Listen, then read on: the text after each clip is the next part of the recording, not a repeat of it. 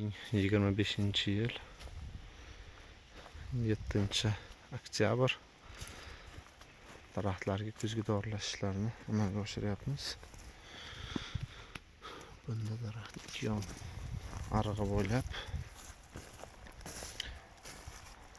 sulfat kaliy hamda amofos berilyapti. Savol tug'ilishi mumkin, nimaga aynan shu ikkita element?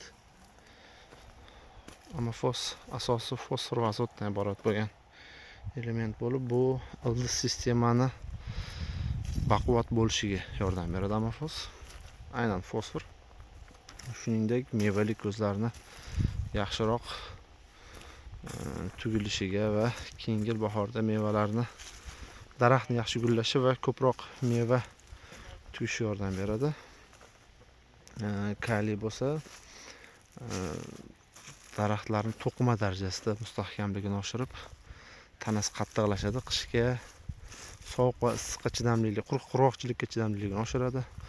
Oltinchi yo'l bo'lsa aynan shu kaliy va fosforlarni yaxshi ruschasiga usvoyение deydi, o'zbekchasiga hazm bo'lishi desak menimcha to'g'riroq bo'ladi.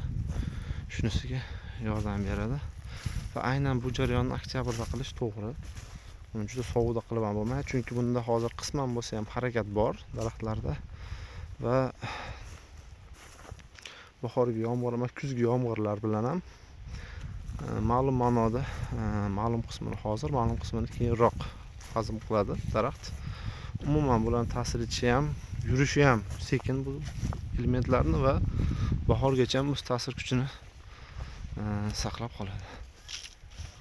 Shuning uchun mana shu tartibda daraxtlarga solib chiqamiz.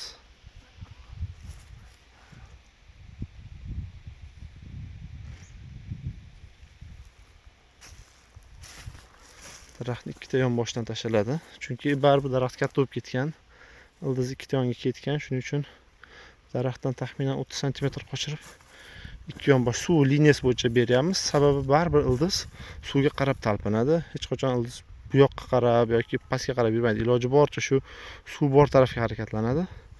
Shuning uchun shuni hisobga olib dori bergan maqsadga muvofiq.